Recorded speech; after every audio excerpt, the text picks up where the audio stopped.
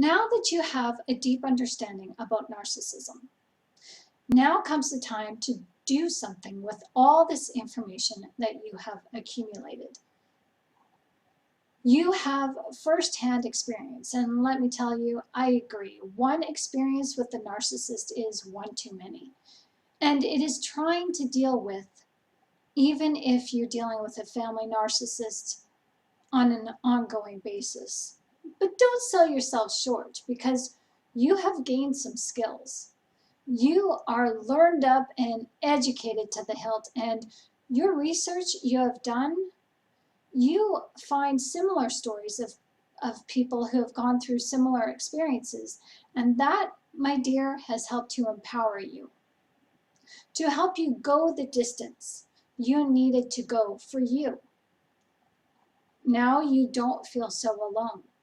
You feel validated, as your trauma is very real to you. The abuses committed against you were never imagined. They really did happen. But now, what? Where do you go from here? Do you go to therapy? Do you confront the narcissist on their narcissism? No, don't go confronting the narcissist. It is best that you keep your knowledge to yourself. But do you now hang out in the abusive relationship continually, knowing what you know? Is this knowledge acquired meant just for you so that you can stay in a narcissistic relationship for life? No. Some of you ask me, what are we now to do with all this information about the narcissist? Well, you have to admit you do feel a sense of freedom, don't you?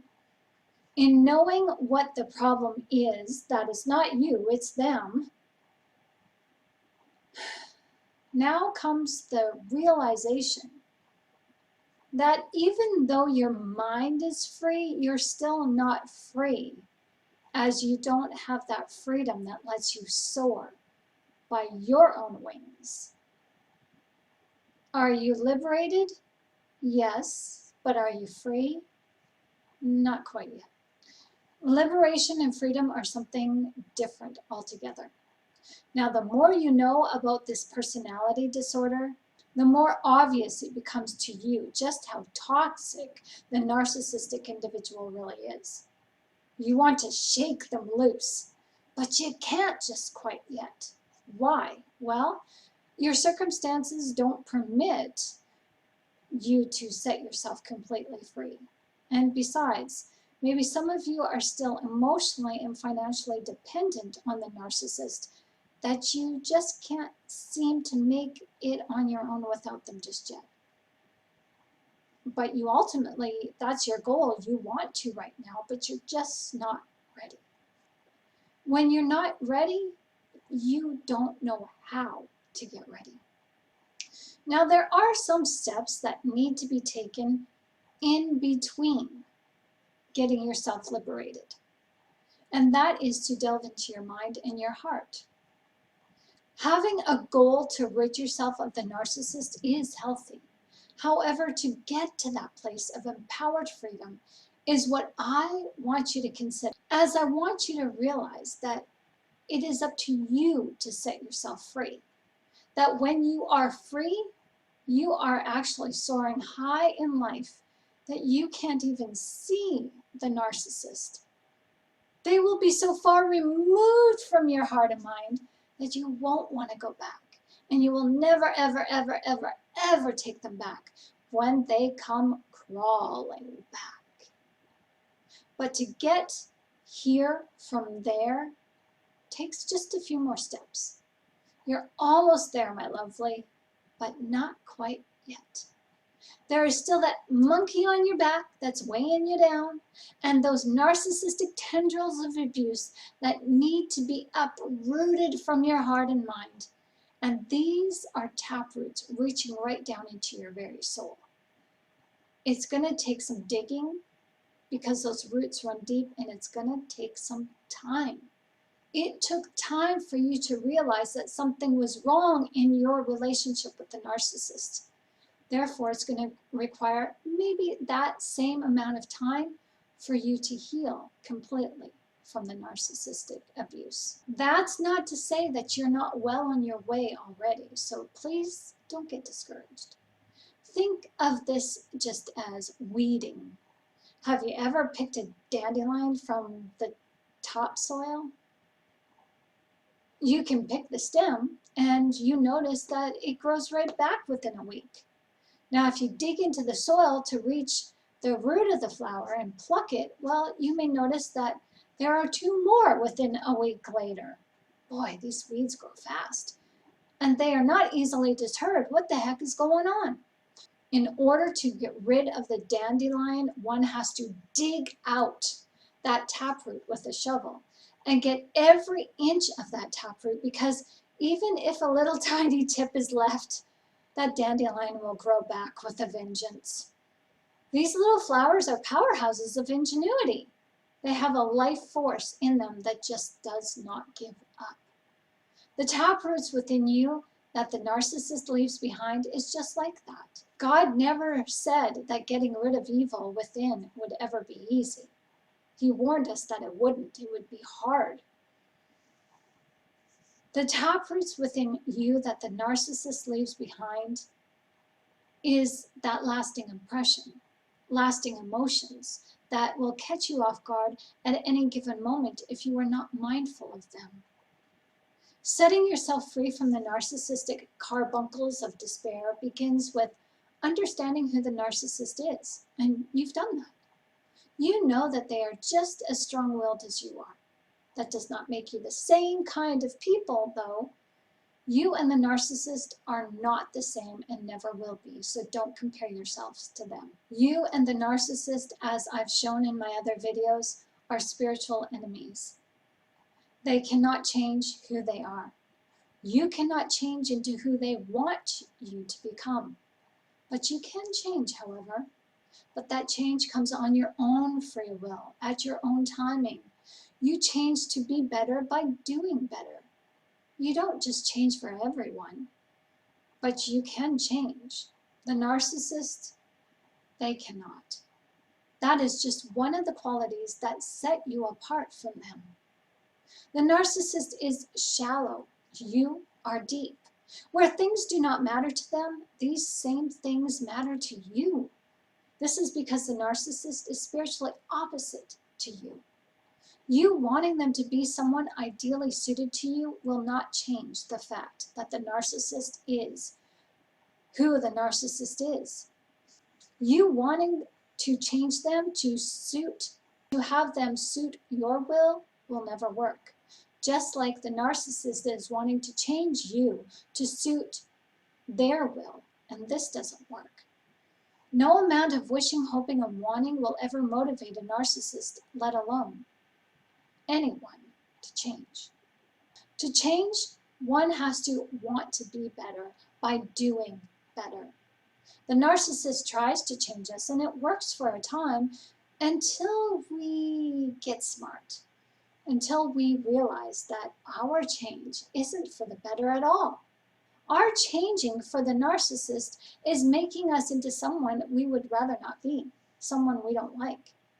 The narcissist demands change of us to make us suited into people that they want to see, that they want to better control. Yes, you heard me right. Everything that a narcissist does is all about control. It has nothing to do with you. They need us to change, as they don't hope that we will change. No, they force us into change. And we are motivated to change for them because we assume that that will make them happy, and our lives in the relationship will be total bliss. No, we change for them based on false pretenses, because our blissful situation that we're hoping for never happens. We change believing that Our change for them will bring us and the narcissist together, when in fact it only serves the needs of the narcissist and offers us little to no benefit, and this effectually pulls us apart from them. The narcissist is under the impression, if it's not broke, don't fix it. But everything is broke with you, so they try to fix you, but they believe in themselves nothing is broken, so they don't need to change. And they believe that they are so perfect that they are the appropriate person to force you to change, to pick out those idiosyncrasies and those flaws within you, to browbeat you into change because they know better than you do. They, of course, believe that they know you better than you know yourself. And sometimes this might be true. But don't let that get twisted. That's not meant to be a slight. That's just meant to be a realization, as I've said this to myself, as I've had to come to the realization that maybe I don't know myself as well as I should. See, the narcissist preys upon you not knowing yourself, because when you know yourself, that's when you are able to stand up for yourself, decide for yourself, know what is right and wrong for yourself. Until then, the narcissist assumes that they know better for you, and they will milk that for all it's worth. They have this false sense of pride and this false sense of belief that you need them, when in reality it is just the opposite. They need you, because without you, they wouldn't survive. But they project their feelings and twist it and turn it around, believing that we are nothing without the narcissist, that we need them because we cannot survive without them. They think that they have life by those apples. They know life better than we do, and they do life better than anyone else. They coerce you into believing you need them. Okay, so maybe this doesn't show up in so many words, but you do change for them. Why?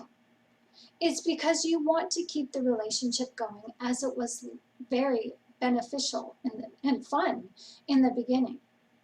It was so fun as the narcissist was so kind and nice and loving towards you. They seemed like they really did have life by those proverbial apples. This is what attracted you, their strength, their confidence. But this is until you get to know them. When you start seeing them for who they truly are, things just start falling apart, and you unconsciously think that changing your ways would perhaps help, as that's used as a last resort. This motivates you to change as an attempt to try harder in the relationship, to repair and mend and keep the relationship solid. However, you'll soon find out that there's only one person changing in the relationship, and that person is you.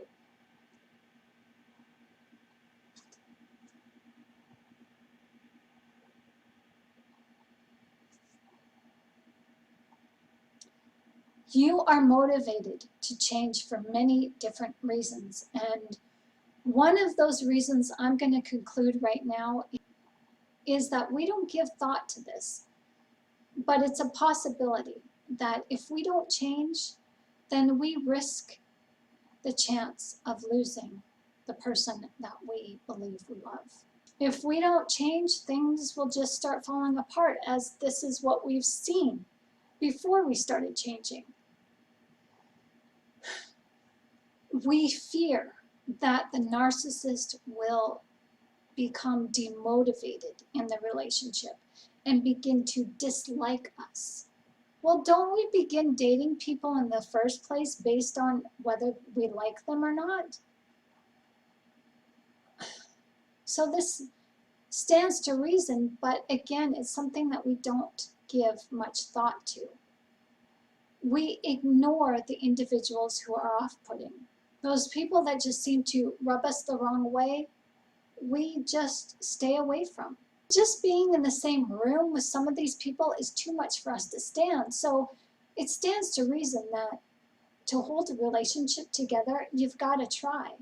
And one of those methods of trying is to change your ways to better suit the other individual and make them happy. This is natural.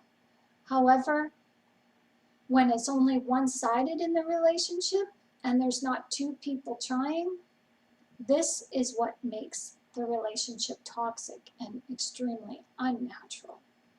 As you know, a divided house cannot stand. The relationship has to be evenly yoked. There has to be an equal portion of give and take. And yes, sometimes one person gives more than the other and the other person gives more than they take. However, there's always a balance. This eventually balances itself out through the mutual love and compassion and mercy and kindness you give towards each other. The reason why we allow ourselves to change for the narcissist goes deeper than what we recognize. And it has to do with our own feelings of abandonment and rejection. As dealing with these things on our own is just so damn debilitating. You know the narcissist so well. You try to convince yourself that in their own way, they get you. They know your wants and needs, and you know theirs. So why wouldn't it be a match made in heaven? These are all very noble attempts to hold the relationship together. However, this is irrational, and it avoids the bigger issue. Your struggle with abandonment and rejection that the narcissist takes advantage of. The reality is that we all suffer from the same thing, including the narcissist. We all struggle with attachment deficits, and this shows up in toxic relationships. We just cannot see it. That is until we meet and get to know the narcissist. You probably have dissected your narcissist friend, your family member, or significant other to the point that you know their disorder backwards and forwards, and you have twisted and turned that mother of all goats inside out, outside again and again until you have rehearsed their symptoms by memory. You're on to them, and you know how they tick. The secret to understanding your pain, you first need to understand the narcissist's pain, and you've done that. But now that you've done that, it's time to dissect yourself the same way that you dissected the narcissist. That can sometimes be a bit of a problem. Oftentimes, we don't like to look at ourselves in the mirror and face the cold, hard facts and get honest with ourselves. The motives and reasons behind the things that you do are not the same as they are for the narcissist. As you probably already know, your responses to the narcissist are symptoms of abuse because you have been trauma bonded, and understanding how that trauma bond negatively affects you and others around you is essential into your own healing. Your responses to the narcissist are symptoms of abuse. That is for certain. And in understanding these coping structures that helped you survive will help you set yourself free and liberate you, your heart and mind and soul from the narcissist for good as you are released from that spiritual cuckold. So right now I'd like to quickly go over some of the symptoms of narcissistic abuse if you're not aware of them already. I know for myself, I stumbled on the symptoms of abuse and I kept avoiding taking a look at codependency. So here are just some of the common symptoms that you might be aware of, you might not be aware of, or you might be avoiding. And now is the time to start taking a look, small baby steps into your healing to help you empower yourself. Understanding these symptoms are not to point the finger at you or label you. They are just meant to help you to become more aware, as awareness helps to set you free. One of the symptoms that you probably are well acquainted of is the clinical term known as codependence. It is defined as being an excessive emotional or psychological reliance on a partner who requires support on account of an illness or an addiction. Does this say that we are addicted to our narcissistic partners and that we are dependent on them for a form of supply? Oh yeah. When I look at this definition and ask myself this question, honestly and openly, I can say yes. We do become addicted to the narcissist, and this isn't our fault. And it doesn't make us bad or damaged. It makes us dependent on the relationship for our identity, and that is unhealthy. We look to the narcissist for validation to find our worth. If they are unsatisfied with us, then what happens? We begin to feel unworthy and change our ways. Another symptom of abuse you may recognize is Stockholm Syndrome. This is defined as having an emotional response to your abuser. You develop positive feelings for the one who abuses, torments, and tortures you. You are willing to lie, cheat, and defend them just to prove to them your loyalty. Again, this is formed from trauma bonding, and trauma bonding is brainwashing. One of the reactions that we often have that let us know that we are showing unhealthy loyalty is when we excuse or enable wayward behavior from the narcissist. Oh, she didn't mean that. Oh, he's having a bad day. I'll make them an apple pie and spruce their mood up and everything will be right as rain. Oftentimes, we find ourselves justifying the narcissistic behavior in order to lessen the heartache within. To lessen the internal damage we feel, we enable, justify, and make excuses for the narcissist. That in turn negates our own well-being, our own needs, our own wants and desires. This is more than just putting ourselves on the back burner and thinking of ourselves last. It's not thinking of ourselves at all. As we put the narcissist front and center as our focal point, and we allow them to give us direction in life. What ends up happening is these symptoms become so strong that sometimes we will even put our physical and emotional well-being at risk as a means to protect the narcissist. Some people will even take a bullet for the narcissist, or if the narcissist is accused of a crime, the target will admit to a crime that they never committed. Another symptom of narcissistic abuse is post-traumatic stress disorder. This is known as PTSD, and this is quite common. This is a mental condition brought on by traumatic events, either by witnessing or experiencing events. This is something that most of us know really well. As we become easily triggered into a reaction or a response to something someone says or does, that sets us emotionally off balance as we feel unsafe in our surroundings. Our reaction is a way to cope. It doesn't mean that we are wrong, we are bad. It is the only way that we know how to release our pain. Now, complex post-traumatic stress disorder is slightly different.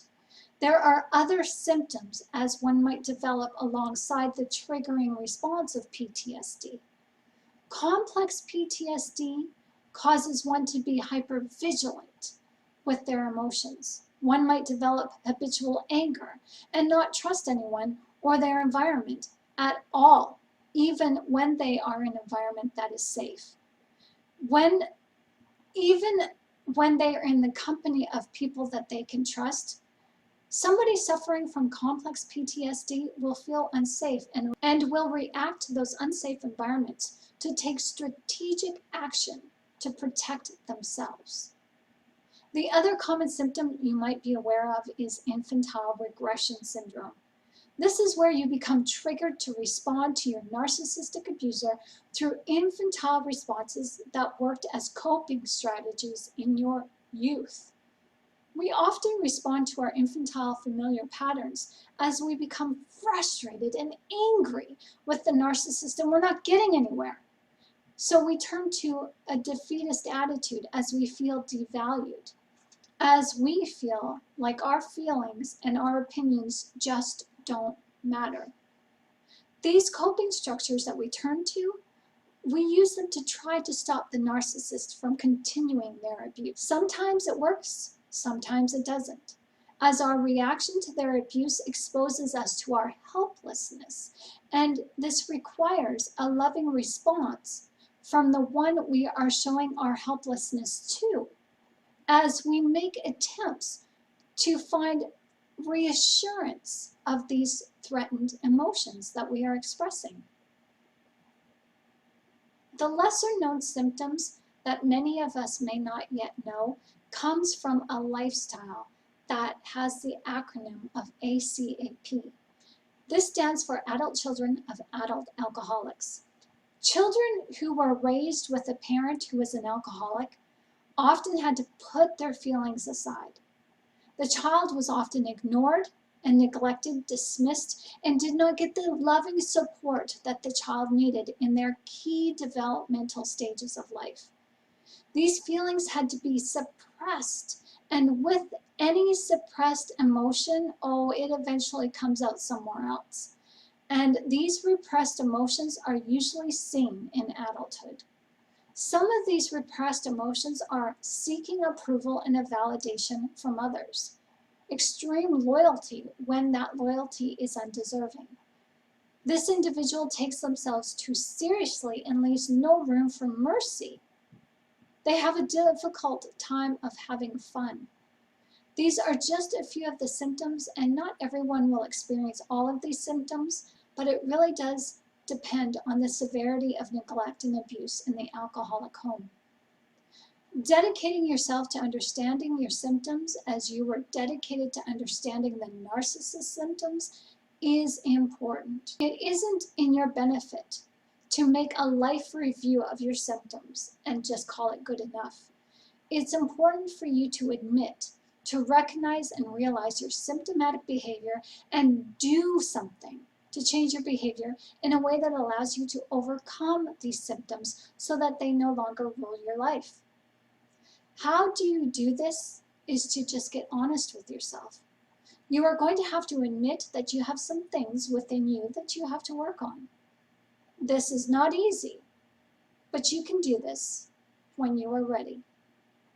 I remember when I stumbled on the symptoms of abuse for myself. I was able to see the symptoms in myself, and then I stumbled across ACAP. I was beside myself. I didn't want to admit that my trauma from my alcoholic mother had any bearing on my life that I was currently living. I wanted to just deal with the trauma of the narcissistic. I just wanted to deal with the trauma from the narcissistic individual at the surface level by looking at the current situation I was in. I was not prepared to go deeper. I had already done that, I thought, with other issues in my life. I didn't want to keep revisiting the past. I wanted it to be just over already. For me, I have fractured memories where I have missing memories that I will never get back, but I have emotions attached, and those I feel in certain circumstances, and I used to just push those feelings down and ignore them, and they truly do leak out somewhere else, onto someone else who is innocent. When I stumbled on the syndrome formed from alcoholic children of alcoholic parents, I began to research the heck out of this. I read PDF pages, I stumbled onto website, I printed off pages, I watched videos, and I found myself sitting in the kitchen one afternoon in the middle of a meltdown. I was sobbing, I was in complete disarray. I couldn't contain my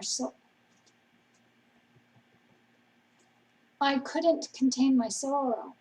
There was no one around me to help me, and I felt so alone.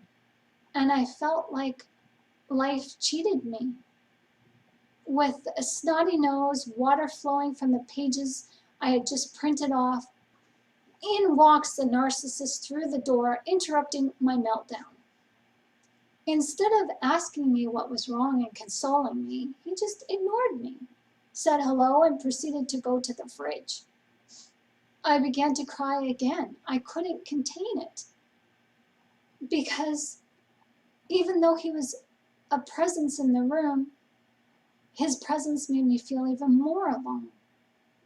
This was going to be a process. I knew I had to go alone, and I hated my life in that moment. I dried my eyes as best as I could, and I cleared up the table while crying. And then I heard his face full of food saying, "What's wrong with you?" I remember telling him I was just going through some self-help discovery stuff that was very deep, and that I was okay, so don't worry about me. He just stared at me like my moment of weakness repulsed him, and he proceeded to chew with a cocky stance. It was horrible. That was the hardest day in this transition for me, coming to the realization that I needed help, but not knowing how to get that help. I was flying by the seat of my pants, learning and educating myself. I soon realized knowledge is good, but knowledge acquired does not heal unless that acquired knowledge becomes applied knowledge. We all learn as we go, as we take one step at a time in this healing journey. You can journey this on your own. All I ask is that you make every day a success story in your healing progress. Do not forsake yourself. Do not assume that you know what you know and that you don't have to apply what you know. Your best version of you is around the corner when you allow yourself to look at yourself from a new perspective. Something to keep in mind is that you are not the person you once were. You are safe in your feelings that you express now. It is the little child inside that is attached to the subconscious that has leadership over your feelings, and that is why you feel out of control when your feelings arise. You do what you don't necessarily want to do, but you are compelled to do it anyway. Why? Because of your past. You unknowingly are being ruled by that inner child, that subconscious inner being that responds to current stimuli with historical methods and gestures rooted in your past that are attached to historical feelings. Now, your feelings are valid no matter if they are historical or current, and it is you who are in the now that has the power to control those historical feelings. You just have to learn how. Although at times it feels like you're never going to get this under control, it's only because your inner person, your inner child, this subconscious is fighting your conscious waking moments. Your consciousness, the part of you that makes decisions in that now that you're aware of, is not fully in control, and that's why you're combating yourself. As the Bible does suggest, we really are in a battle, a dual battle between good and evil against our conscious and subconscious natures. Now, once you learn how to control your subconscious with conscious effort, and I'll give you a hint, your subconscious is attached to the ego. And the ego is your identity where your feelings are attached. You gain control of your feelings and your reactions to current stimuli by looking at things objectively. You then control your ego. Once you learn how to do this, you take back control of your mind and your heart that will satisfy your soul. So how do you control your emotions? Well, that is to look at the reasons why those feelings exist in the first place, and sometimes taking a look gets ugly. You're not going to have all the answers at once, as this is a process, but you deal with one emotion at a time that you can recognize by looking at the memory, and one memory at a time. You deal with one trauma at a time. It's Easiest to start from the weakest to graduate up to the strongest. Deal with what you are able. Tackling the small hurdles builds up momentum and self-empowerment. What happens then is the more you are able to objectively look at your trauma through the perspective of here and now, not back then, the easier it is to reflect, evaluate, and elevate yourself above those historical feelings to gain that bird's eye view. What does that bird's eye view look like?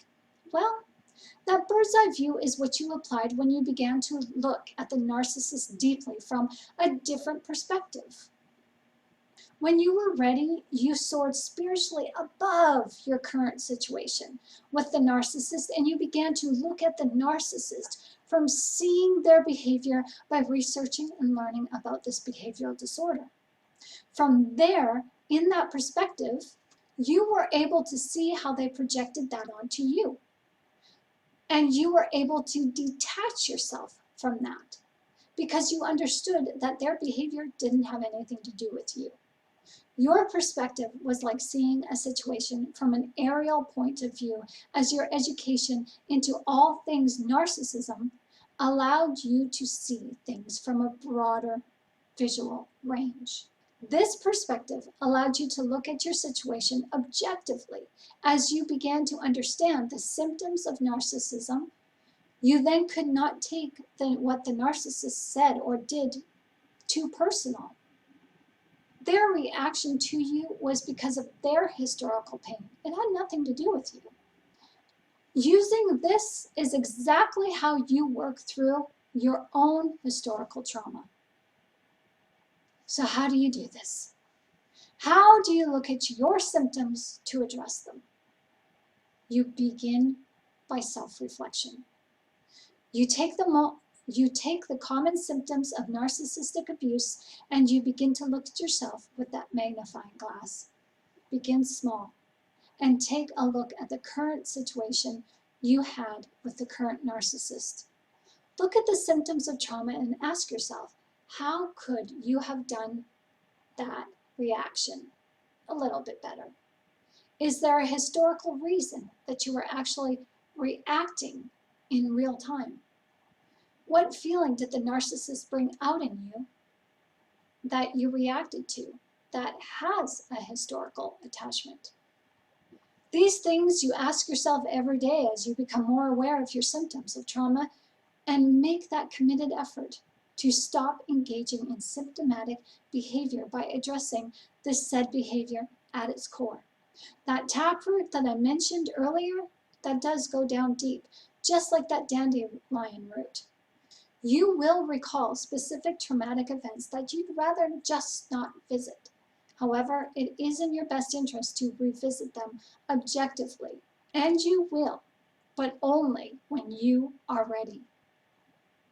Are there any memories that negatively affect you even if you can't recall them? Oh, yes, absolutely. My childhood memories are severely fractured, like I mentioned, meaning that I have memories that I cannot recall, but there are feelings attached that make their presence known, but I don't understand why. I do not have family where I can ask for any advice or seek their help in recalling certain events because they are just not around. And I just wouldn't know what to ask anyway. They would almost have to volunteer information to trigger the feeling so I could deal with it. So this is where I asked God for help. I asked him and he answered. I came up with a method in seeking God's help and getting answers right away. And for me, this was so effective. And it actually lessened the trauma as I felt safe within our Father's presence, whom I trust.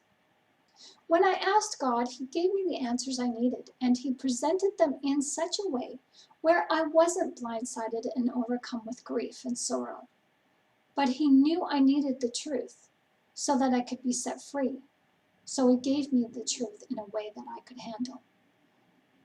Now, I shared this method with you. It's easy and it is quite comfortable. You can do these exercises alone in your prayer time with God, and you can even ask these questions of God in the presence of someone else for moral support. If you are not yet feeling comfortable to become exposed to hidden memories on your own just yet, communing with God is fun and it is rewarding. However, sometimes apprehension does hold us back from hearing his still small voice.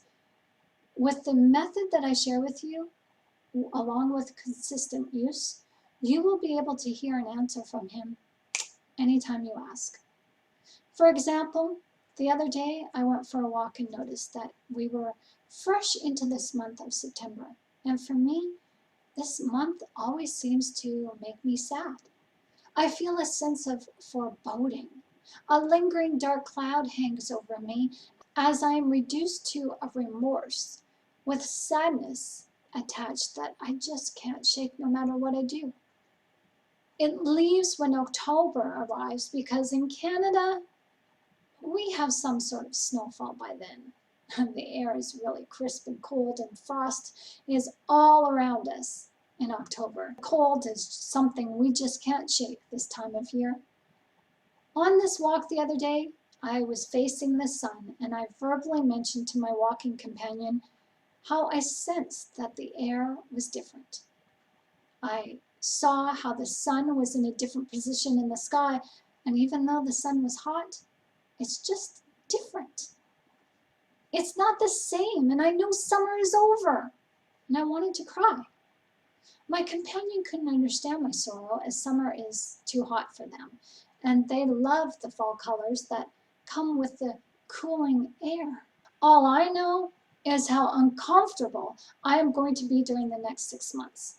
Cold hands, cold feet, cold nose, runny nose, sweaters that are big and bulky, and thermostats that cannot just get the temperature right. This time of year always ushers in the same feelings. I thought it was because for 18 years I've been a homeschooling mom, and this time of year can be stressful when you're a homeschooler. I take the summer to prepare class curriculums and lesson plans, and I would always start by September 1st. It was a very scheduled time. Get up and do chores in the morning and get ready to start class by 9 a.m. and we would have our breaks, but finish by 2 or 3 in the afternoon. This would be Monday to Friday for the entire year. We'd have days where we would take school off because I would have to go and run errands and get groceries or visit friends, or they would come over. But for the most part, 3 days per week was dedicated for school. This was a stressful time. It was a fun time. And I always associated the feelings of dread with this, homeschooling, because it was tough.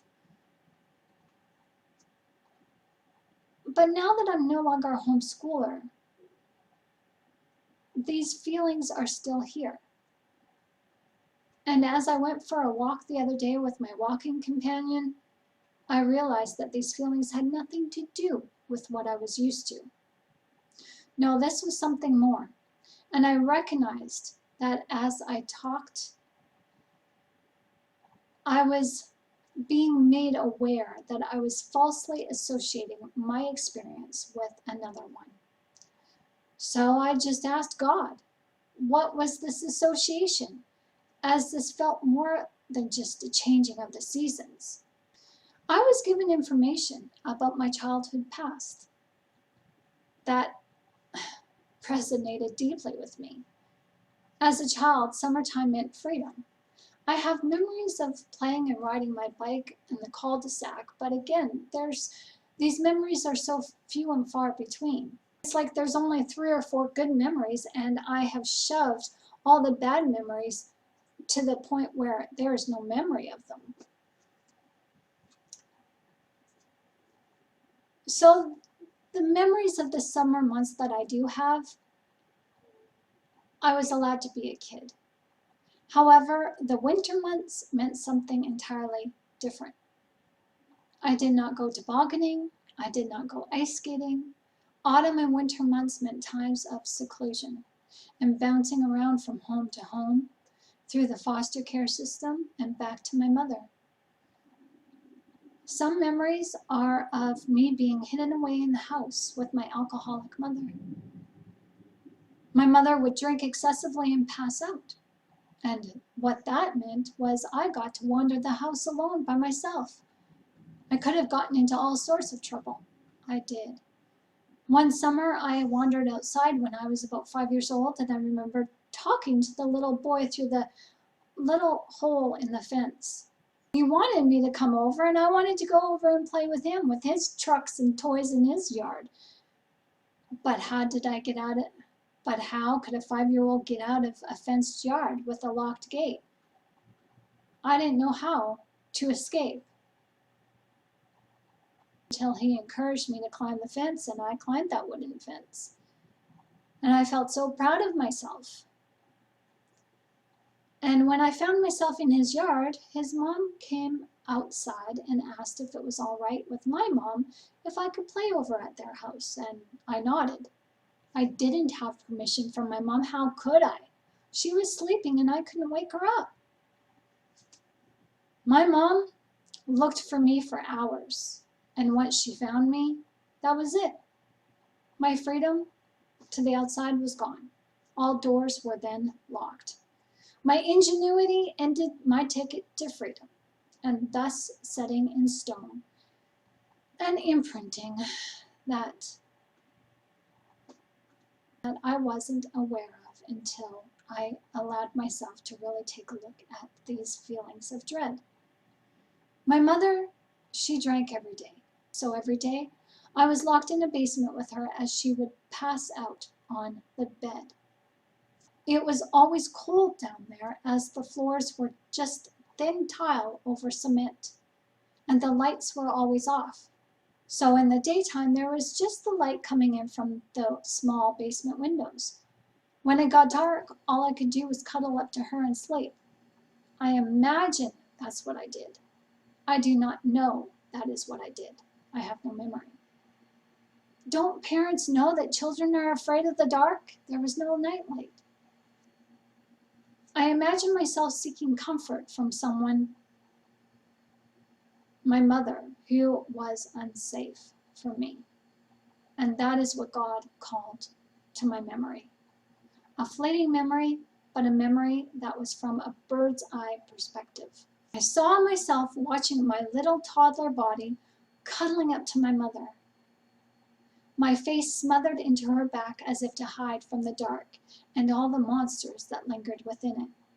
Suddenly, the foreboding feeling I have always had since I can't even remember when made sense. I was reacting to a feeling that I had no memory of.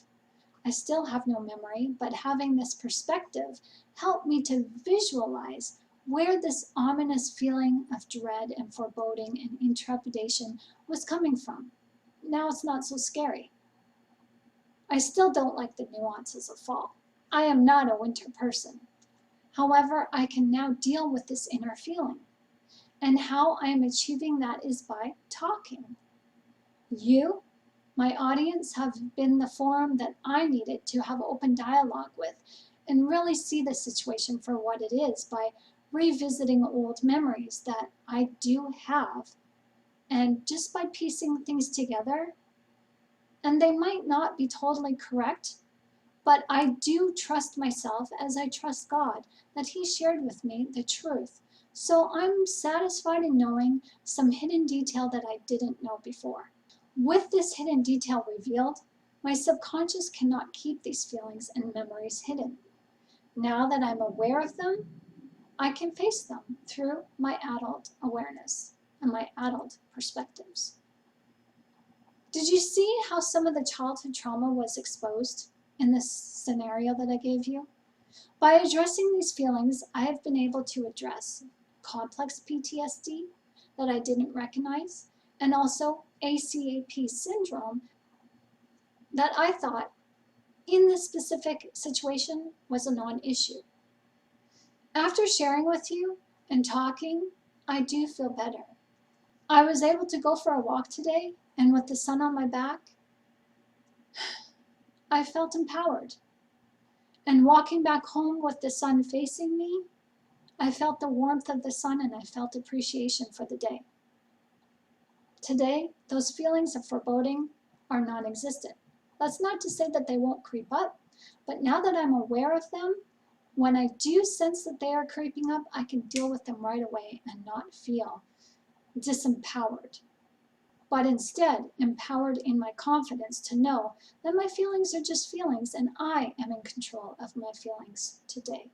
So I want to say thank you for allowing me to share this story with you. Thank you so much for listening. This is what talk therapy is all about. Sharing and listening and releasing the tension within those feelings. I shared this with you because I felt that it's important to let you know that when you do specific exercises that help you to commune with God initially, the easier it is to hear Him, even when you are not doing these specific exercises, because of the trust established within your relationship with Him. So what are these exercises? Well, I have included them in my book entitled Narcissism, The Bad Boy Image, available on Amazon.com. Or you can find the video walkthrough on Udemy.com. My course is called Escaping the Matrix of Narcissism. But if you want to bypass this course and reading the book, I'm willing to offer you the videos to these specific exercises, if you feel you are ready to just dive in and practice the healing exercises right away. You are not obligated to ask for my help or guidance. You are welcome to, of course, and I want you to know that no one on my team or myself will contact you for any solicitation. After you have purchased the videos, you have my direct access. You have direct access to my help for life. These videos that you will receive will share with you 2 methods that I personally have used for guided insight and direct communication with God, with an added bonus of another method that I stumbled on and have been implementing daily for the past 5 months. I've noticed a direct change in my mood and my thinking habits, and it has been so effective in elevating me in looking at life differently as I transition away from my trauma. This has been so helpful to me that I want to share this with you as a personal thank you for watching my videos and supporting my YouTube channel. I will have a link to these videos in the description box of this video. So in this video, I have shared with you some steps to get you started on your healing journey. You have already begun that healing journey the minute you decided to investigate and learn about all things narcissism.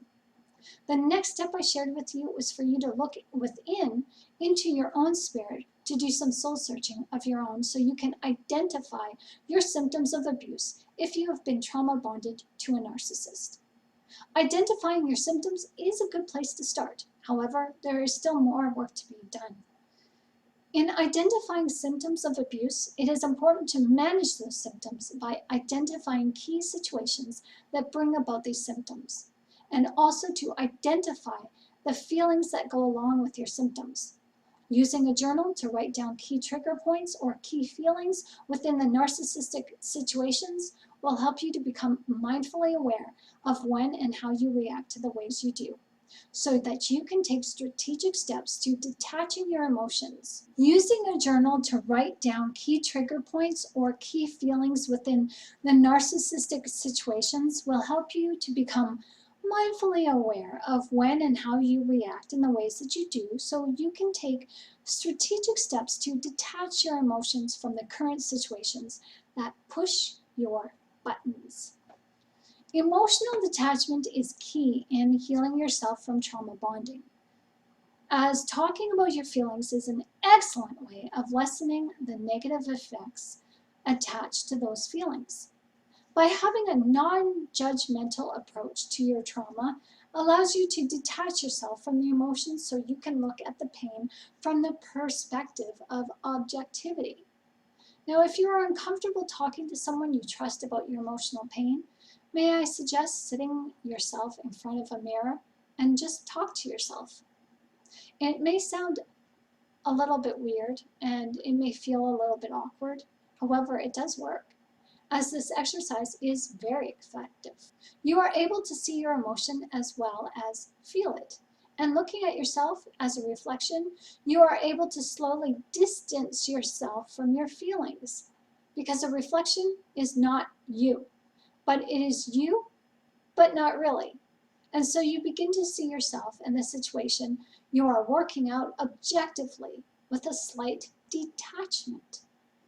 The personal example I shared with you showed you how I have become detached to my childhood trauma. It wasn't easy getting to this point, as oftentimes God would bring something to my attention and I would just avoid dealing with it. I didn't want to think about it, didn't want to talk about it, didn't want to address it. It wasn't that my emotional well-being was in disarray. It was my inner being that became defiant as I have grown to rely on, not necessarily trust those historical feelings. Now I realize it was my ego that was avoiding. It is hard to change what you recognize as being the normal for you. We become desensitized to certain feelings and moods, and we just go through each day on autopilot. We assume we are happy when in fact we are not. The happiness is short-lived, or we mistake gloominess for happiness. I used to tell people, just because I don't jump up and down, I'm still happy. Just because I don't get excited, I'm happy. I really believed I was happy. But when, upon reflection, I was cordial, polite, agreeable, but happy? Not so much. Happy for others? Oh, yes. But happy for just being happy for me? No. Happiness is a joy that you cannot contain. Okay, so you don't have to become excited and jump up and down in the air to express happiness. But happiness comes with positivity. The things that you do and say are positive when one is happy. No, I was instead sarcastic, argumentative, and my mood was menial. The personal example that I shared with you also shares with you how being open to hearing and receiving insight that may seem harmful, but is actually a benefit to you, is an exercise in trusting your Maker. God does not give you anything that you are not ready to hear. When you begin the path of self-awareness by becoming self-awakened, you may avoid those things you hear, and you may not want to act on them immediately. However, as you do grow in this process, you will learn. And if you do not deal with the situations right away, well, that's okay. They're still there. God is patient, and He will give you the time you need to process the new insight. He will not enable you. He will not offer you pity, but instead, He gives you the space you need to really think about the core issue and contemplate it. It is when you are ready, you will brave the situation and look at it to unpack each nuance and systematically deal with those feelings that arise from looking at the situation. This is how you find your closure, my lovely. So I'm hopeful that this video has helped you as you have helped me. I hope this video helped you to see that healing can and will happen for you when you are ready and when you are willing.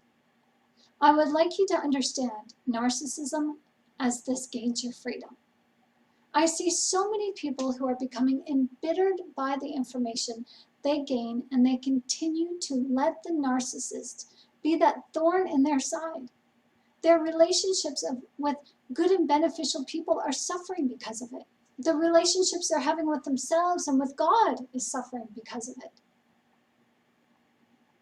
Because the PTSD is not dealt with, because the symptoms of abuse are not dealt with, some people's anxiety goes through the roof, and the people that they love are forced to walk on eggshells, as the mood and the symptoms of narcissistic trauma negatively affect those once healthy and beneficial relationships. Now, we cannot help the narcissist. Your main focus right now is yourself.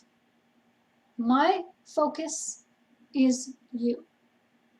If God can heal me, He's willing to heal you.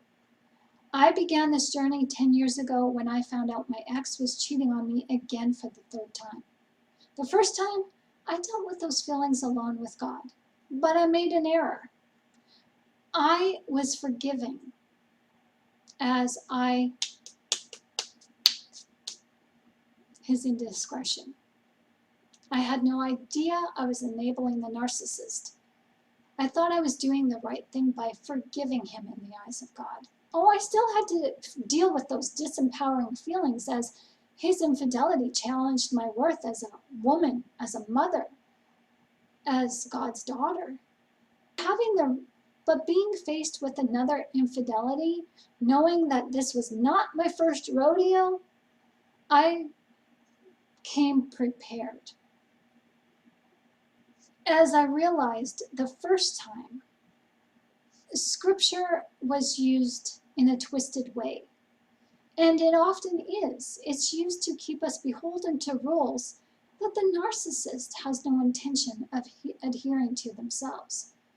I personally allowed scripture to hold me to guilt and shame, as I allowed the false teaching that we should forgive everyone, even if they don't ask for that forgiveness, and make efforts in restitution through changed behavior. I really didn't have any idea I was trying to hold my marriage together all by myself. I really didn't understand that I was taking responsibility for the narcissist when they should be taking responsibility for their actions. So I had to deal with my own inner feelings and challenges that came about from being cheated on, and then I had to also hold the marriage together without showing that I was negatively affected by his cheating, because showing any negative effect just caused him to become offended. But that's what we do with the narcissist. We enable their behavior, and our egos use scripture against us. We are expected to hold the relationship together while they live as they are not accountable to you or me in any way. My behavior, I recognize now that my loyalty for the narcissist was symptomatic behavior, and I held myself to scripture as a means to appease my wounded ego. That little girl inside that's attached to the subconscious, those feelings that are attached to the ego, she was not yet ready to let go and say enough is enough. That little girl is the one who holds all the wounds of my past. That little girl has grown up, and it took me to see that the feelings of my past attached to that little girl, that subconscious inside, it's not who I am now. And she was ruining my adult life, making decisions for me that she had no business making. And no, the way I'm talking is not talking in any dissociative disorder. Psychologists do understand that we have to heal our inner child. And scripturally speaking, we also have to heal the inner man, the spiritual man. And that spiritual inner man, or that inner child within, is attached to our past. And in order to have a wonderful, beneficial future, we need to revisit things of our past and deal with them to bring about closure and healing. How I allowed my subconscious to heal was that I had to adult myself. We, as traumatized people, have to learn to self-parent. Our conscious waking decisions have to recondition the subconscious. And one way to do that is to make a list of what you like, what you don't like, what you want, what you don't want, and set up boundaries that you will not let you, yourself, or any other people bend or cross. It's establishing healthy boundaries allows you to trust yourself, to trust your own judgment. That's what we're lacking. Where there is trust, there is respect. Where there is respect, There is love and all these things you won't get with a narcissist. But when you love yourself, you are able to attract loving people into your life who respect you, trust you, and love you in the way that they can give and the way that you accept. Loving yourself or someone else isn't just about saying yes to things. A loving parent also says no. Not to deny their child because the parent is upset or saying no as a way to discipline or to throw authority around. It is also to keep one from getting hurt and setting limitations and boundaries, as these limitations and boundaries are helpful, especially when the child is not yet mature enough to do what they want to do. Saying yes every time is extremely unloving, as it sets no boundaries, as having no boundaries actually sets one up for failure. Saying no is guiding and nurturing, and it is protecting in every single way, every single time. So now that I have given you some essential steps to set you in the right direction to heal from narcissistic abuse your way, are you ready to implement these in your life today? Are you excited to move forward in your soul's journey? I'm excited for you, so please comment down below on what you are looking forward to feeling with your newfound freedom. If you would like to have access to the 2 methods of recalling lost memories immediately in a way that is safe and protecting, please see the link in the description of this video. Thank you so much for watching, and if you found benefit with this video, please Thank you so much for watching, and if you found benefit with this video, please just give it a thumbs up and subscribe to this channel. If you have comments or questions or suggestions, I'm always an email away. My name is Shannon Gilmore, and I am a life coach, Christian author, and a sister in arms who has been in the trenches with narcissistic people as I took on my abuser's behavior. God is our deliverer as we ask him to deliver us from all evil. He does answer prayers. The fact that you know what you know about narcissism is an answered prayer, my friend, and your journey is not over yet. It's just beginning. So blessings to you on your journey, and thank you for slowing down your journey to say hello and talk with me. Keep going. You got this.